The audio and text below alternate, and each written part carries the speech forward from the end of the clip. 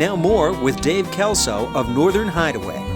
Fishing for muskie, because they call it the fish of 10,000 casts, and I suppose it is, even in lakes like Baker Lake now that's had a lot of pressure, fish do get highly educated. Even though they are just a glorified pickerel, they do become educated. Up on the St. John, we normally, a bad day for us is like 5 fish and a good day is 10. And anything in between that I'm calling average. Catching these things is not any different than, you know, catching a pickerel or a northern pike, if any of you guys have fished for those. The one thing you want to remember about muskie, if they're feeding, they're going to slam anything, any way you bring it through the water. If they're not feeding, now you got to trigger them. And to trigger them, you're going to see a lot of times a muskie's going to be following. You'll throw your bait out, and whenever I bring in any bait, I never just reel it in a steady motion. I always stop. Sometimes I'll just give it a snap like that. But I want it to look injured, and using these big bucktails, that's a prime example. Every time you pulse that thing, that tail opens and closes. That's going to trigger them. I won't get you. I haven't hooked anybody in the canoe yet. But a lot of times you'll be reeling in, and there again, through my fishing, I've learned wear the Polaroid sunglasses so I can see in the water.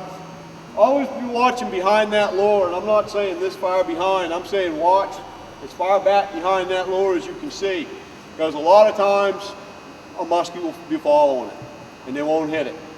And this is so cool when this happens, because if you take your rod and you do what they call a figure 8, and that's just like that, they will hit 9 times out of 10. And when you get a 30, 35 inch fish hitting with this much line out, be ready to give him line. Right by the boat. Right by the boat. Because there ain't anything more exciting than that. I'm telling you, that is just great when that happens.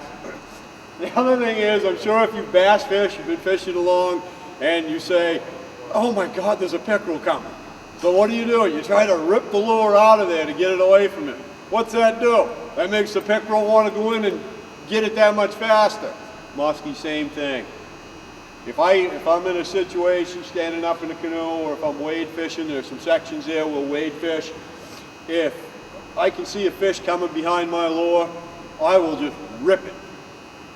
Okay? You can't pull it too fast. I'm convinced of that. You rip that lure just as fast as you can, and they'll hit it. I've actually taken topwater lures, had a miss, and then reel that thing in just as fast as I possibly can, so that lure is just skidding in a straight line across the water. They'll come back and slam it.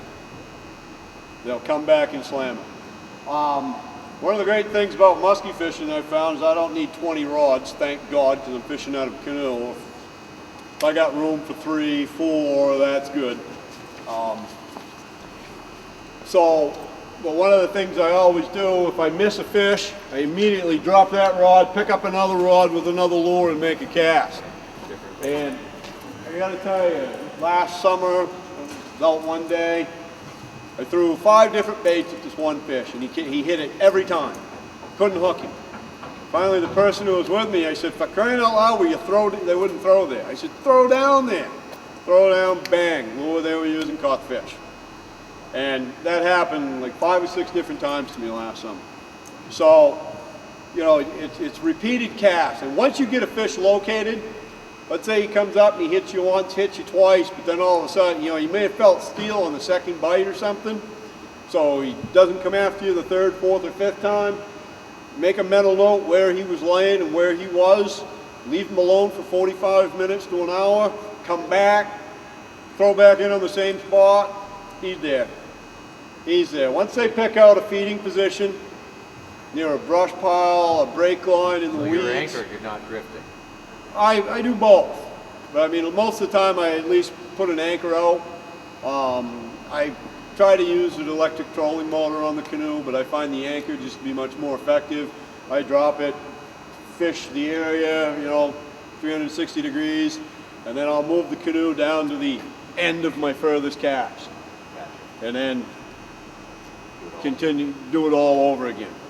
You get into a spot that you know just has to have fish. And I have a spot like this. It's on a dead water on the St. John, the main branch of the St. John. And one day we fished it for like 3 hours. Not a bite. 3 canoes, 6 people fishing, not a bite. And we just kept moving down, moving back, moving down, moving back. And then all of a sudden, throw out, bang. How'd I hook bottom? I hooked bottom all day in that spot. No, it wasn't bottom. It was a huge, that was the biggest muskie I caught, 40 inches. In the next hour and a half, we had somebody out of the 3 canoes constantly had a fish on.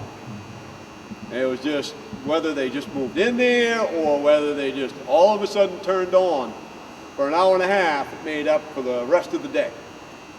Okay, so don't give up on a spot. You know, if nobody else around you is catching fish or you're not catching fish, and you just feel in your gut that it's this particular place is a big rock ledge out in the middle of the dead water. There's a current break there. I just know it holds fish. It's 9 foot deep at the bottom.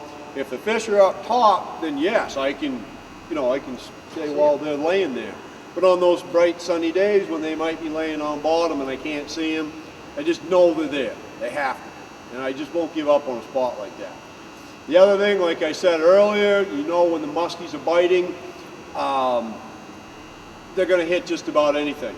So I don't really go all like I used to with bass fishing. I don't really go all screwy with, 175 pounds of tackle. Most everything I carry fits in that box. I did make up a 5-gallon bucket. I glued styrofoam strips around the inside because some of these longer plugs that I use won't fit into a box like that. I can hang everything up in there, have a little container for my spinners, put my gloves, my boga grip, my pliers in there, wire leaders. 5-gallon bucket takes everything, fits everything.